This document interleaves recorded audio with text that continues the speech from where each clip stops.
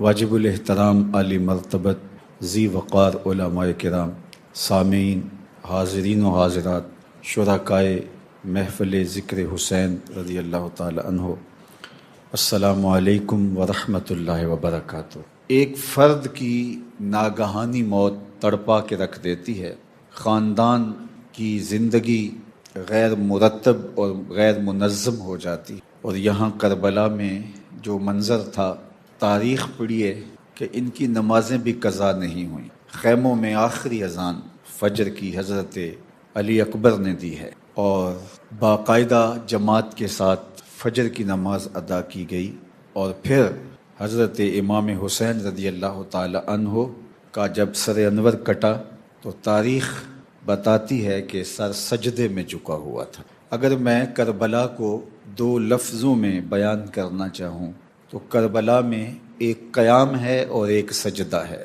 ظلم کے خلاف، جور و جبر کے خلاف، نا انصافی کے خلاف، لا دینیت کے خلاف حضرت امام حسین نے قیام کیا، اور اللہ کے حضور ان حالات کے اندر بھی جب تیروں پہ تیر برس رہے تھے اور بدن چھلنی ہو گیا تھا، اللہ کا سجدہ قضا نہیں ہونا۔ تو زندگی قیام اور سجدے کے ساتھ عبادت ہے حضرت امام حسین رضی اللہ تعالی عنہ۔ سجدہ شبیری نے لاج رکھ لی قیامت تک کی عبادتوں، اور دنیا کے سامنے حضرت امام حسین رضی اللہ تعالیٰ عنہ کا قیام بھی بے مثال رہا اور سجدہ بھی بے مثال رہا۔ ایسا قیام بھی کسی نے نہیں کیا ہو اور ایسا سجدہ بھی کسی نے نہیں کیا۔ اور کیسے ہو سکتا ہے؟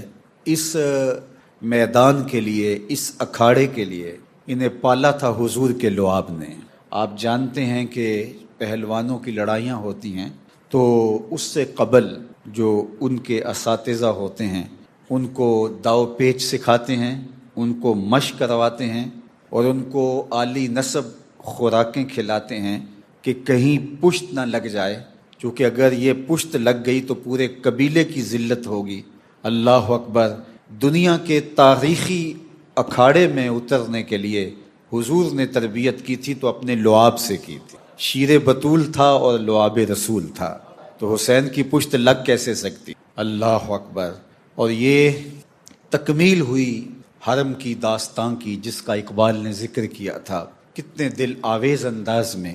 غریب و سادہ و رنگی ہے داستان حرم، غریب و سادہ و رنگی ہے داستان حرم۔ رنگین داستان حرم، اگر غریب و سادہ کے لفظ نہ ہوتے تو رنگینی کا مفہوم اور ہوتا، لیکن غریب اور سادہ کا لفظ پہلے لا کر کے رنگینی کا مفہوم بدل دیا اقبال نے۔ تو ذرا اس شعر کا رنگ دیکھیے، اس شعر کا جمال دیکھیے۔ مجھے تو اردو ادب میں اس عنوان سے ایسا کوئی شعر نہیں ملا۔ غریب و سادہ و رنگی ہے داستان حرم، نہایت اس کی حسین اور ابتدا ہے اسماعیل۔ تیاری کب سے ہو رہی ہے اور منزل کی تکمیل کب ہوتی ہے؟ اور عباس تابش کا ایک شعر مجھے اس شعر کی قبیل سے لگا اور اس نے قلم توڑ دیا۔ اللہ اکبر! ہمارا سلسلہ طائف سے لے کر نینوا تک ہے، ہمارا سلسلہ طائف سے لے کے نینوا تک ہے، وہ کربلائے محمد، یہ کربلائے حسین، وہ کربلائے محمد، یہ کربلائے حسین۔ سب سے زیادہ دکھ اللہ کے محبوب کو طائف میں پہنچا۔ آج بھی اس مٹی کے ذروں سے درد پھوٹتا ہے۔ وہ انگور تو نہیں ہوگا، شاید اس کی نسل سے اس باغ میں کچھ پودے ہوں، اور وہاں ایک شخص بیٹھا ہوا ہے جو لوگوں کو انگور کھلاتا ہے۔ کبھی آپ حج اور عمرہ کے لیے جائیں تو طائف کا سفر ہو تو مسجد عداس کے قرب میں، جہاں حضور علیہ السلام زخمی ہوئے تھے اور وہاں حضور تشریف لائے تھے، تو وہاں کے ذروں سے بھی آپ کو درد پھوٹتا دکھائی دے۔ ام المومنین سیدہ عائشہ رضی اللہ تعالیٰ عنہ فرماتی ہیں کہ میں نے ایک دن حضور سے پوچھا تھا کہ حضور کیا احد کے دن سے سخت دن بھی زندگی میں آیا؟ اور ان کا خیال تھا کہ اس سے زیادہ سختی کبھی اسلام کی تاریخ میں نہیں دیکھی گئی کہ 70 لاشیں پڑی ہوئی اور حضرت امیر حمزہ کا مسلح کر دیا گیا، اعضائے بدنیاں کاٹ دیے گئے، کلیجہ چبایا گیا، آنکھوں میں نیزے کی نوکیں چبھوئی گئیں، کٹا ہوا بدن، چھدا ہوا بدن، لہو لہو بدن۔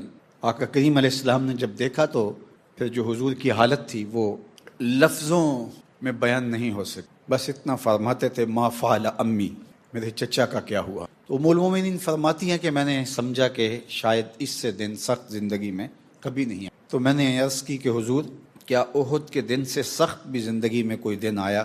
تو فرمایا ہاں عائشہ، جب طائف کے بازاروں میں تیری قوم نے مجھے پتھر مارے تو یہ دن احد کے دن سے بھی سخت، آپ جس کی خیر خواہی کر رہے ہوں وہی آپ کو ضربیں لگا رہا ہو، آپ جس کی سیرابی کے لیے پانی ڈھونڈ کے لائے ہوں وہ آپ کو پیاسا رکھ رہا ہو، تو آپ کی طبیعت کی دکھن کا عالم کیا ہوگا؟ زخم بھی دکھ دیتے ہیں لیکن رویے مار کے رکھ دیتے ہیں۔ حضور ان کے 3 سرداروں کے پاس اللہ کے دین کا پیغام لے کر گئے تھے۔ ہر نبی نے، ہر پیغمبر نے جس تندہی کے ساتھ، جس خلوص کے ساتھ لوگوں کے تلخ رویوں کو برداشت کرنے کے باوجود اللہ کے پیغام کا ابلاغ کیا، یہ پیغمبروں کے ہی حوصلے ہیں۔ حضور اپنے ایک سفر کا ذکر فرماتے ہیں کہ میں اور بلال 1 مہینے کی مسافت پہ تھے، اتنا طویل سفر تھا کہ 1 مہینہ اس سفر میں لگا، اور بلال کے پاس صرف اتنا کھانا تھا جو بلال کی بغل میں دبایا جا سکتا تھا،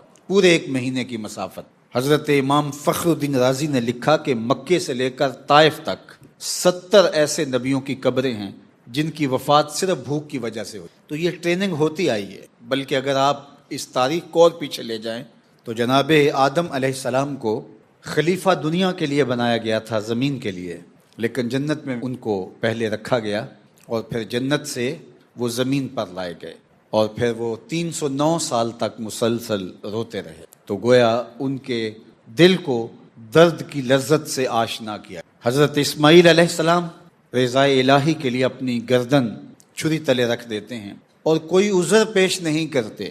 انسان کی طبیعت پر جو چیزیں شاق ہوں ان کو قبول بھی کرے تو 100 بہانے پہلے کرتا ہے۔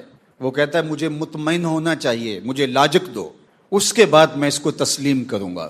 سارا رولا ہی یہی ہے کہ نفس کھڑا ہوتا ہے تو دلیلیں مانگنے لگ جاتا ہے، اصل نفس پر جو چیز شاق ہوتی ہے نفس اسے قبول کرنے کے لیے تیار نہیں ہوتا۔ کربلا والوں کا اور قافلہ حرم کے ہر مسافر کا یہی تو وتیرہ رہا ہے کہ جب ادھر سے حکم آتا ہے تو یہ پوچھتے نہیں ہیں کہ اس کی حکمت کیا ہے، کہا یار کا حکم ہے، سر تسلیم خم ہے۔ تو یہ تو شعار ان لوگوں کا رہا۔ تو حضرت خلیل اللہ جب اپنے فرزند سے کہتے ہیں کہ بیٹا میں نے خواب دیکھا ہے کہ میں تجھے ذبح کرنا چاہتا ہوں، فانظر ماذا ترا، بتا تیری رائے کیا ہے، تو بیٹا آگے سے پس و پیش کرنے کی بجائے چند لمحے، چند ثانیے سوچ و تفکر میں ڈوب جانے اور غور و تدبر کرنے کی بجائے بغیر کسی وقفے کے فوراً عرض گزار ہوتا ہے اپنے باپ سے، یا ابا تفعل ما تؤمر، ابا جان ذبح کیا جو بھی حکم ہے کر گزریے، رہی بات میری ستجدنی انشاءاللہ من الصابرین، آپ دیکھیں گے کہ میں صبر کر کے دیکھا۔ اللہ اکبر، یہ ابتدا تھی۔ اللہ جل شانہ نے حضرت اسماعیل علیہ السلام کو بچا لیا چونکہ ان کی نسل سے حضور علیہ السلام کا ظہور ہونا، لیکن وہ قربانی جو مینڈے کی شکل کے اندر جناب اسماعیل علیہ السلام کے بدل کے طور پہ وہاں پیش کر دی گئی، اس قربانی کو باقی تو رکھا گیا تھا، اور ذبح عظیم کی یہ شکل زمانے نے دیکھنی تھی۔ اللہ اکبر، اور وہ کب سے تیاری ہو رہی تھی؟ جبریل امین آ کے حضور کو بتا رہے تھے کہ چھری وہاں سے تو اٹھا لی گئی، آپ بھی ابن الذبیحین ہیں، 2 ذبیحوں کے بیٹے ہیں، آپ کے والد بزرگوار کے حلق سے بھی چھری اٹھا لی گئی، چونکہ اگر اسماعیل کی گردن پہ چھری چل جاتی تو کائنات باغ خلیل کے اس گلے رانا کو نہ دیکھ پاتے، اور اگر حضرت عبداللہ کی گردن پہ چھری چل جاتی جو حضرت عبد المطلب نے خواب دیکھا تھا، تو زمانے کو حضور کی صورت کے اندر ہادی اور رہنما کیسے ملتا۔ اب حضور تو آگے تھے، اب جب چھری آئے گی تو پھر وہ ٹلنے والی نہیں ہوگی، اور اب جبریل بتاتے ہیں اور حضور علیہ السلام کی آنکھیں بہنے لگ جاتی ہیں، اور ام سلمہ رضی اللہ تعالی عنہا کو حضور باقاعدہ مٹی بھی عطا کرتے ہیں کہ یہ مٹی ارض کربلا کی ہے، اور جب خون بن جائے تو سمجھ لینا کہ میرا بیٹا شہید کر۔ اور ادھر حضرت حسین ابن علی سے غیر معمولی محبت ہے، پیار ہے۔ حجرہ فاطمہ کے قریب سے گزرتے ہیں تو جس طرح بچے بچپن میں رو دیتے ہیں، تو حضرت امام حسن رضی اللہ تعالیٰ عنہ اور امام حسین رضی اللہ تعالیٰ عنہ بھی بچپن میں کبھی روتے تھے تو حضور علیہ السلام دل گرفتہ ہو جاتے اور آپ پیغام بھیجتے، فاطمہ حسین کو رونے نہ دو، لِأَنَّ بُكَاءَهُ يُؤْذِينِي، اس کا رونا مجھے تکلیف دیتا ہے۔ اللہ اکبر، شہادت کا دولہا بنایا جا رہا ہے اور لعاب سے حضور علیہ السلام حضرت امام حسین کی پرورش کر۔ پیاس تو شدت کی تھی، کربلا کے اندر زبانیں کانٹا بن چکی، حلق خشک ہو گئے تھے، اور گرمی تھی کہ الامان والحفیظ، لیکن اس کے باوجود کربلائے حسین میں زمانے نے حضرت امام حسین کی استقامت کو، اور آخری وقت تک اپنے موقف پہ کھڑے رہے۔ یہ قیام تھا، اور جب قیام مکمل ہو گیا، یزید بیعت لینے میں ناکام ہو گیا۔ یہی مطالبہ تھا یزید کا۔ بیعت کیا ہے؟ بیعت بے سے ہے، اس کا معنی بک جانا ہے۔ آپ لغت کی جتنی کتابیں دیکھ لیں تو آپ کو یہی مفہوم ملے گا۔ بیعت کا معنی بک جانا۔ یزید امام حسین کو کہتا تھا کہ میرے ہاتھ پہ بک جاؤ۔ اب ذرا کربلا کا فیصلہ یہی ہوتا ہے، یزید کیا کوئی سازش پیک یزید بھی ہو اور حسین کا کوئی غلام ہو، وہ یزید کے ہاتھ پہ، وقت کے یزید کے ہاتھ پہ نہیں بکتا۔ تو حسین ابن علی، اللہ اکبر، جو حضور کی آغوش میں کھیلتا رہا، یزید کیا کہتا تھا؟ میرے ہاتھ بک جاؤ۔ اللہ اکبر، امام حسین نے کہا میں بازار محمد میں بکا ہوا ہوں، کیسے بکوں گا؟ آپ علماء بھی تشریف فرما ہیں، ان سے پوچھئے کہ بے پر بے نہیں ہوتی۔ جو چیز پہلے بک چکی ہو تو اس پہ بے نہیں ہوتی، بلکہ عدالتوں میں کیس ہو جاتا ہے کہ یہ چیز پہلے ہی بک چکی تھی۔ یار نکاح پہ نکاح نہیں ہوتا، بے پہ بے نہیں ہوتی۔ تو حضرت امام حسین رضی اللہ تعالیٰ عنہ نے حضور سے بیعت کی، تو بیعت کے مختلف طریقے، پانی میں ہاتھ رکھ کے حضور نے خواتین سے بیعت کی، یعنی ادھر ایک پانی کا ایک برتن تھا، ایک انگلی ڈالی اور دوسری طرف خاتون نے انگلی ڈالی، تو بیعت کا یہ بھی طریقہ ہے۔ تو لازمی نہیں ہے کہ ہاتھ میں ہاتھ ہی رکھا جائے، بیعت کے مختلف طریقے ہیں۔ پانی میں انگلی ڈال کر بھی بیعت ہو سکتی ہے، کسی کے پاؤں پہ ہاتھ رکھ کے بھی بیعت ہو سکتی ہے۔ حضرت امام حسین نے حضور کی بیعت کس طرح کی ہے؟ حضور کے منہ میں زبان ڈال کے بیعت۔ اب جس نے حضور کی یوں بیعت کی ہے، یزید کہتا ہے میرے ہاتھ پہ بک جاؤ، کہا تیرے ہاتھ پہ بکوں جو محمد عربی کی زبان پہ بیعت کر چکا ہے؟ کیسے ہو سکتا ہے؟ تو یہ تھا یزید کا مطالبہ۔ لوگ کہتے ہیں امام حسین کیوں گئے تھے، انہیں مطالبہ مان لینا چاہیے تھا۔ میں کہتا ہوں پاگلو، اسے پوچھو حسین سے بیعت کا مطالبہ کرتا ہے؟ تو ہوتا کون ہے؟ تیری اوقات کیا ہے کہ فاطمہ کے فرزند سے کہتا ہے کہ میرے ہاتھ پہ بکے؟ جنت جن کی ملکیت ہے، جو جنت کا وارث ہے، اس کو کہتا ہے چند ٹگے لے لے اور میرے ہاتھ پہ بک جائے۔ کمال ہے یار۔ ہر دو عالم قیمت خود گفتائی، نرخ بالا کن کی ارزانی ہنوز۔ اللہ اکبر۔ مالک جنت، مالک کوثر، مالک کائنات، مالک کونین، ارض و سما کے مالک کو کہتا ہے یہ ٹگے لے لے اور میرے ہاتھ پہ بک جا۔ کہا پوری کائنات تو ہمارے ہاتھ پہ بکی ہوئی ہے، اور بے پر بے نہیں ہوتی۔ تو یہ بات ذہن میں رکھیے، یزید کا انکار کرتے ہوئے امام حسین رضی اللہ تعالیٰ عنہ نے جو لفظ کہے تھے وہ یہی تھے، مثلی لا یبایع مثلہ، میرے جیسا تیرے جیسے کی بیعت نہیں کر سکتا۔ حسین یزید کی بیعت کرے یہ تو بڑی دور کی بات ہے، میرے جیسا بھی، تیرے جیسا کوئی اور بھی ہو۔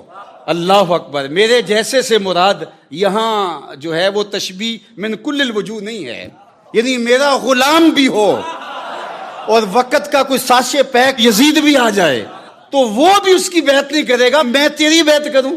مثلی لا یبایع مثلہ، میرے جیسا تیرے جیسے کی بیعت کر ہی نہیں سکتا۔ اللہ اکبر۔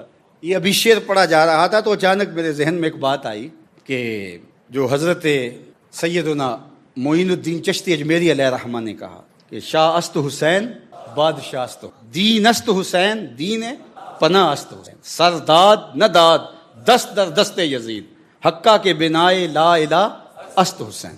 تو یہ ربائی ہے، 4 مصرے ہیں، 4 مصروں کے اندر 5 مرتبہ حضرت امام حسین کا ذکر، نام 5 مرتبہ، شاہ است حسین بادشاہ است، دین است حسین دین پناہ است حسین، سرداد نہ داد دست در دست یزید، حقہ کے بنائے لا الہ است حسین۔ پہلے مصرے میں بھی 2 مرتبہ حسین ابن علی کا نام، دوسرے مصرے میں بھی 2 مرتبہ حسین ابن علی کا نام، آخری مصرے میں 1 مرتبہ حسین ابن علی کا نام، درمیان والے مصرے میں حضرت حسین کا نام نہیں ہے کیونکہ اس مصرے میں یزید کا نام آ گیا تھا۔ کہا جہاں یزید کا نام آئے وہاں حسین کا نام بھی نہیں آئے گا۔ تم بیعت کی بات کرتے ہو؟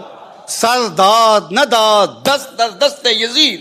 فارسی کی اس ربائی کا حسن دیکھیے، اس کا جمال دیکھیے. اللہ اکبر. سرداد نداد دست در دست یزید. اللہ سر دے دیا، یزید کے ہاتھ میں ہاتھ نہیں. یہ ہے حضرت امام حسین رضی اللہ. تو بیعت بکنے کو کہتے ہیں. اور جو اہل ایمان ہیں وہ بک گئے ہیں. کہاں بکے ہیں؟ اللہ نے ان کو خرید لیا ہے اور اس کا بدلہ کیا دیا ہے؟ جنت دی. تو مسلمان کسی کے آگے بکتا نہیں ہے، فروخت نہیں ہوتا. جو خلیفے کی بیعت کرتا ہے تو لفظ سن لو، خلیفے کی بیعت کرتا ہے. خلیفہ اصل نہیں ہوتا، نائب ہوتا ہے. تو خلیفۃ اللہ فی الارض ہوتا ہے. خلافت پر جب وہ بیعت کرتا ہے تو وہ بیعت کسی اور کی کر رہا ہوتا ہے.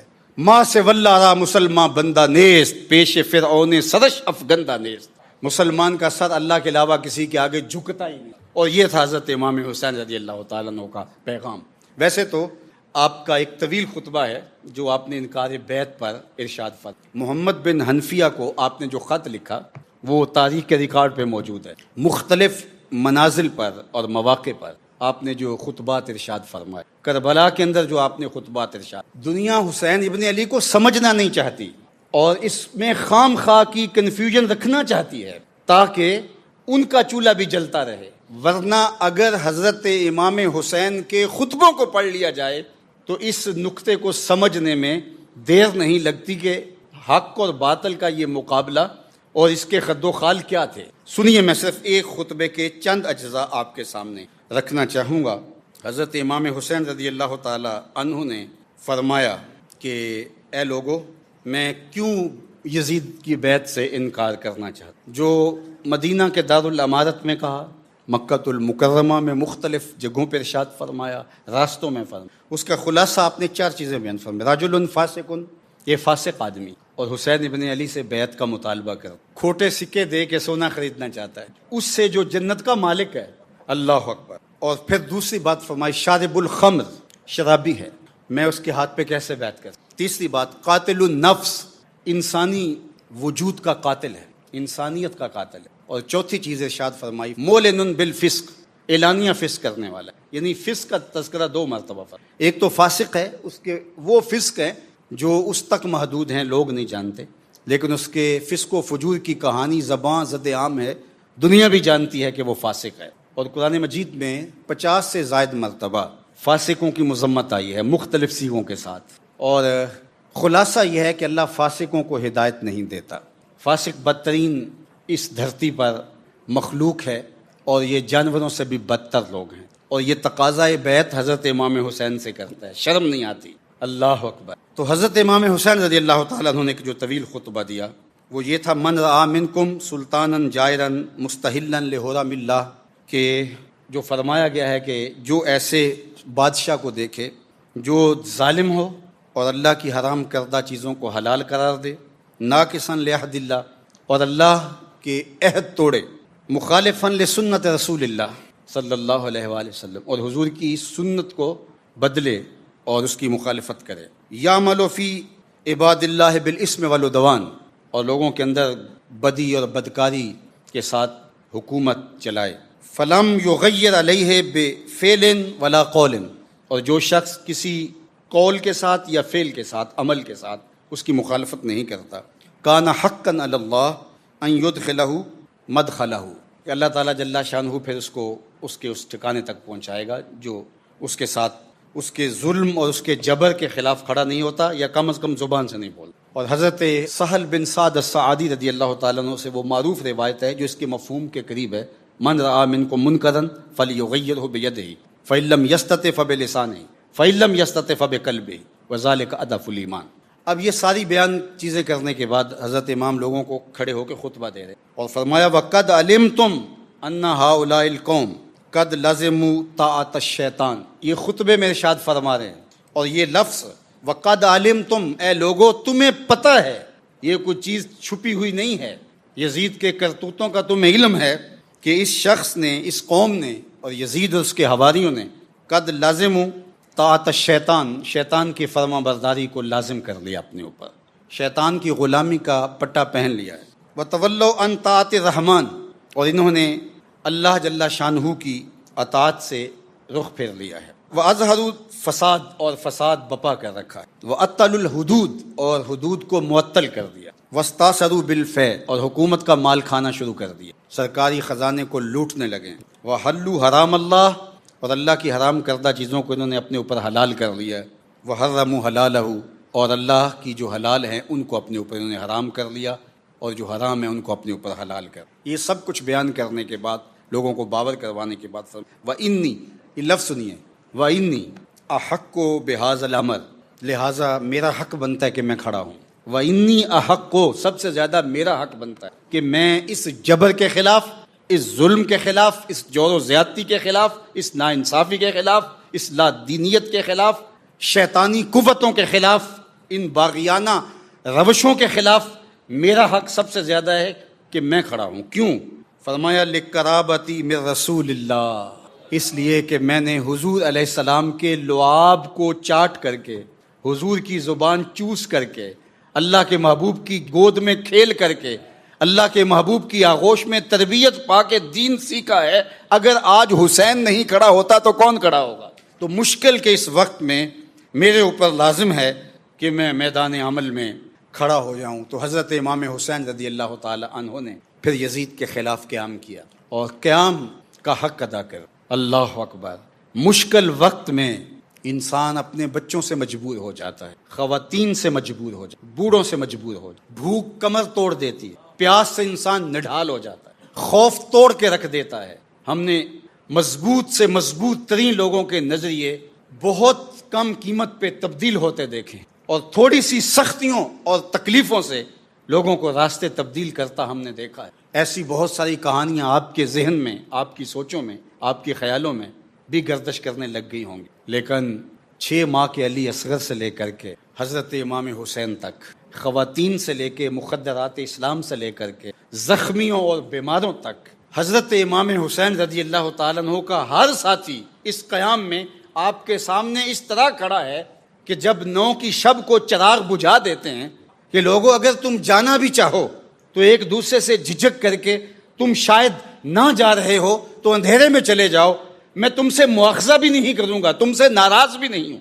لیکن حالات کا رخ ایسا ہے کہ یہ میری جان کے در پہ ہیں اور میری جان کے بعد یہ کسی سے ان کو سروکار بھی نہیں ہوگا، لہٰذا تم جاؤ اور اپنے خاندانوں اور قبیلوں سے جا کے مل جاؤ، میں تمہارے لیے خیر خواہ ہوں گا اور تمہارے لیے نہ کوئی ناراضگی کے آثار میرے دل میں ہوں گے اور نہ میں تمہارے لیے کوئی اس طرح کی کوئی سوچ رکھتا ہوں۔ اور چراغ بجھا دیتے ہیں، اور تھوڑی دیر بعد جب چراغ جلایا ہوتا ہے تو لوگ حضرت امام حسین کے سامنے اسی طرح موجود بیٹھے ہیں۔ تو یہ استقامت کے کوہ گرا تو حضرت امام حسین رضی اللہ تعالیٰ عنہ نے قیام کیا ہے۔ تو ان مشکل حالات کے اندر 22,000 کا لشکر، یہ تو کم روایت ہے، 70,000 تک کے لشکر کی، 1,20,000 تک کے لشکر کی روایات بھی بعض سیرت نگاروں نے، 30,000 کے لشکر کی روایت تو بہت سارے لوگوں نے لکھی، لیکن 22,000 کے لشکر کی جو تعداد ہے یہ سب سے محتاط ہے۔ 22,000 کے مقابلے میں 72 افراد شہید ہوئے۔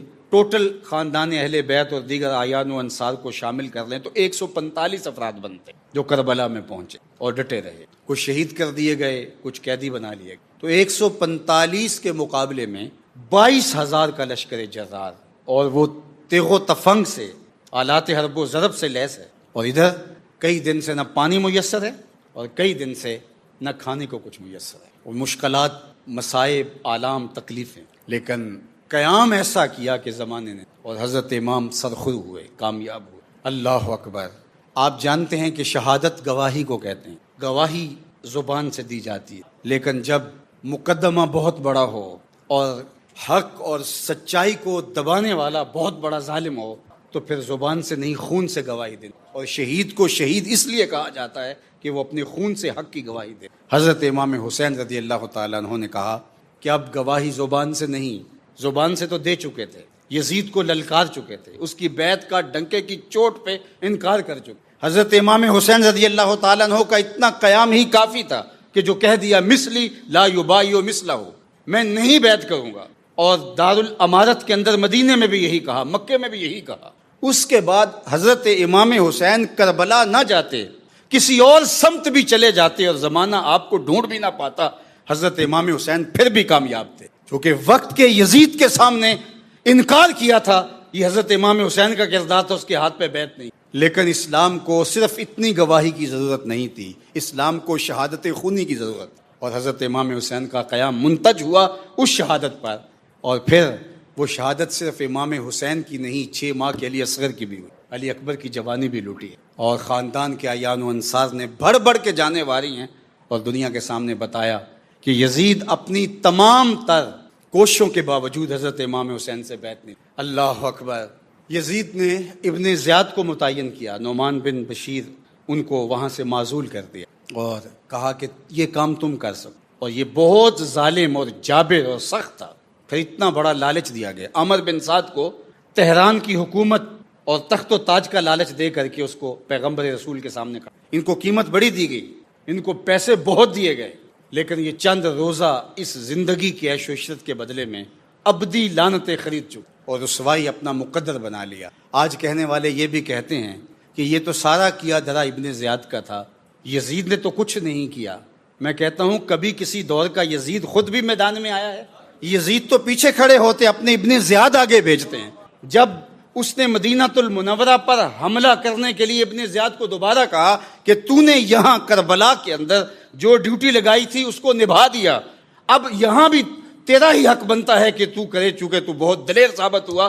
تو ابن زیاد نے کہا کہ میں ایک گناہ اپنے ذمے تیرے کہنے پہ لے چکا ہوں، دوسرا کبھی نہیں لوں گا. یہ خود اس کی گواہی ہے کہ میں یزید کے کہنے پہ یہ سب کچھ کیا ہے. اب یزید کا تعصف اور یزید کی پریشانی وہ اس کی اپنی حکومت کے ڈولنے کی تھی کہ یہ کیا کر بیٹھا. اور یزید کا پھر تخت و تاج بچ نہیں سکا. صرف 3 سال اور 4 ماہ اور چند دن اس کا تخت رہا. اور پھر اس کے بعد وہ جو ہے وہ درد کلنج سے یا ایک بری موت سے مرا.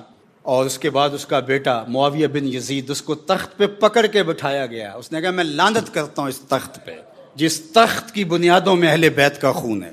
اور اس نے کہا نہیں بیٹھوں گا. اور پھر آپ کو پتہ ہے پھر اس کا دوسرا بیٹا بیٹھا. اور اس کے بعد یہ پھر جو ہے وہ مروان کی طرف یہ سارا سلسلہ بنو امیہ کی شاخ کی طرف منتقل ہو گیا. یزید نے رسوائیاں خرید لیں اور ذلت و رسوائی اپنے نام کر لی. اور امام حسین رضی اللہ تعالیٰ عنہ نے، میں ایک بات آج سے کئی سال قبل کہی تھی کہ جب ہم بچپن میں واقعہ کربلا پڑھتے تھے اور امام حسین کی شہادت اور پھر وہاں سے ایسے مڑ جانا، پھر حر بن یزید ریاحی کا گھیر کر کے لے آنا، بعد میں اس کا بھی امام حسین کے ساتھ آ جانا، تو وہ ایک دل میں عجیب تھی کہ حر بن یزید ریاحی اللہ اسے پہلے ہی سمجھ دے دیتا تو وہاں سے امام حسین کہیں اور چلے جاتے. اس طرح بہت ساری چیزیں ذہن میں آتی تھیں. لیکن میں نے کہا کہ اگر امام حسین واقع کربلا میں شہید نہ ہوتے تو کیا آج ہمارے اندر موجود ہوتے؟ ظاہر ہے موت تو برحق ہے، موت نے تو آنا ہی ہے، لیکن حضرت امام حسین رضی اللہ تعالیٰ عنہ واقعہ کربلا میں شہید ہو کر کے آج بھی ہمارے اندر موجود، ہماری روحوں میں بستے ہیں، ہمارے دلوں میں دھڑکن کی طرح رہتے ہیں. ان کا ذکر ہماری روحوں کو تازگی دیتا ہے اور ہمارے بدن کی حرارت کا سبب بنتا ہے اور ہمارے نظریوں کو قوت دیتا ہے. اور ظلم کے خلاف اور جبر اور جور کے خلاف جو طاقت، توانائی، ہمت، جسارت اور طاقت پیدا ہوتی ہے وہ حضرت امام حسین رضی اللہ تعالیٰ عنہ کا عمل ہے. تو قوموں کی رہنمائی کے فریضے سر انجام دینے والے قربانیاں دیا کرتے ہیں. تو حضرت امام حسین رضی اللہ تعالیٰ عنہ کی قربانی صرف اس دور کے یزید کے مکروہ چہرے کو برہنہ اور بے نقاب کرنے کا ذریعہ ثابت نہیں ہوئی، بلکہ قیامت تک کے یزیدوں کے چہرے کو بے نقاب کر دیا اور سرخرو کامیاب اور بامراد ہوئے. آج بھی حضرت امام حسین رضی اللہ تعالیٰ عنہ کا قیام ہمیں کمزوروں کو بھی ہمت اور توانائی بخشتا ہے. تو کربلا کی تاریخ مکمل نہیں ہوتی جب تک کوفے والوں کا ذکر نہ ہو. پھر ضرب المثل بن گئی الکوفی لا یوفی. یزید صرف دمشق میں ہی نہیں بیٹھتا، وہ دنیا کے ہر خطے اور ہر کونے میں موجود ہوتا ہے. اس لیے کوفہ بھی صرف عراق میں ہی نہیں ہے، دنیا کے ہر گوشے میں کوفہ پایا جاتا ہے. جہاں بھی ظالم کو سپورٹ کرنے والے اور خاموشی اختیار کرنے والے اور ظلم کے خلاف آواز اٹھانے والے نہ ہوں اور اپنے مفاد کے لیے چند ٹگوں سے سودا کرنے والے موجود ہوں تو وہ کوفہ ہی ہوا کرتا ہے. تو زمانے نے آج بھی کوفہ اور آج بھی فرات اور آج بھی دمشق کے منظر اپنی آنکھوں سے دیکھے ہیں. لیکن میں دیکھتا ہوں کہ آج وہ ملبے کے اوپر بیٹھے ہوئے بچے میرے مصطفیٰ پہ درود پڑھ رہے ہیں. اللہ اکبر. وہ خواتین جن کی گودوں سے بچے چھین لیے گئے اور وہ بمبوں کی نظر ہو گئے وہ ان ملبوں کے اوپر بیٹھ کر کے درود میرے مصطفیٰ پہ پڑھے. تو یہ کربلائے اثر کی زینب کا یہ جذبہ ہے، کربلائے اثر کے علی اصغر کا یہ جذبہ ہے. تو پھر زینب مدینے کی طرف منہ کر کے کیوں نہیں کہے گی اے محمد تمہارے اوپر فرشتوں کا درود نازل ہو. اللہ اکبر. پھر وہ 6 ماہ کے بچے استقامت کے کوہ گراں کیوں نہیں بنیں گے؟ تو آج ان سے حرارت لے کر کے یہ طاقت اور توانائی اس دور کے بچوں کے اندر پیدا ہو گئی. اور اگر دنیا کے سامنے حسین ابن علی کی مثال نہ ہوتی تو ظلم اور جور اور جبر اور زیادتی کے مقابلے میں کھڑا ہونے کی کہیں کوئی ہمت نہ. تو حضرت امام حسین رضی اللہ تعالیٰ عنہ کا قیام قیامت تک کے لیے لوگوں کو کھڑا کرنے کا ایک سبب اور ذریعہ بنا. اور آپ کا سجدہ اللہ کے حضور بندگی کا سلیقہ سکھا گیا کہ دیکھیے کہ برستے تیروں کے اندر بھی سجدہ قضا نہیں. اور آج حسین ابن علی کے ماننے والے اپنے اللہ کے حضور سر بسجود ہو کر اپنی نیازمندیوں کا اظہار کریں. مسلمان اللہ کا نیاز مند ہے، اس کا غلام ہے اور اس کا نوکر ہے، اور کسی ظالم، کسی جابر اور کسی یزید اور کسی فاسق اور ابن زیاد اور کسی شمر اور کسی خولی کے آگے سر نگوں ہونے والا نہیں ہے. تو حضرت امام حسین رضی اللہ تعالی عنہ کا یہ سفر اور یہ قیام اور یہ سجدہ ہمارے لیے خضر بن کے کائنات کے اوپر ایسا چھایا کہ صدیاں گزرنے کے باوجود بھی ان کی یادوں کے چراغ کبھی بجھنے نہیں پائیں گے. حضرت امام حسین رضی اللہ تعالی عنہ کے لیے ہماری عقیدتیں، ہماری محبتیں، ہمارا سب کچھ قربان. اللہ اکبر. جو جواں بیٹے کی میت پر نہ رویا وہ حسین، جس نے سب کچھ کھو کے کچھ نہ کھویا وہ حسین. مرتبہ اسلام کا جس نے دوبالا کر دیا، خون نے جس کے دو عالم میں اجالا کر دیا. جو محافظ تھا خدا کے آخری پیغام کا، جس کی نبضوں میں مچلتا تھا لہو اسلام کا. وہ کہ سوز غم کو سانچے میں خوشی کے ڈھال کے مسکرایا موت کی آنکھوں میں آنکھیں ڈال. یہ حسین ابن علی تھے کہ موت کو دیکھ کر بھی حسین ابن علی میدان عمل میں موجود ہے. تیغے برہنہ لیے قضا کہتی ہے حسین میں توڑ کے رکھ دوں. اللہ اکبر. میرے سامنے جو آتا ہے پھر وہ اپنا دفاع نہیں کر پاتا، لیکن حسین نے کہا میں امر ہو جاؤں گا. زمانہ حسین ابن علی کے جو ہے وہ اس قیام کو یاد رکھے گا اور اس سجدے کو یاد رکھے گا. آج ظالم کا ظلم اور جبر دنیا جو ہے وہ اس کو لعن و نفری کے انداز میں دیکھنے لگی، اور حضرت امام حسین کا قیام اور سجدہ آج دنیا کے لیے روشن مثال بن گیا. اللہ تعالی حضرت امام حسین رضی اللہ تعالیٰ عنہ کی برکتیں، آپ کے سینے کی حرارتیں، آپ کے قیام کے وہ جذبے اور آپ کے سجدے کا وہ جمال اور نور ہمیں نصیب فرمائے. وآخر دعوانا ان الحمد للہ رب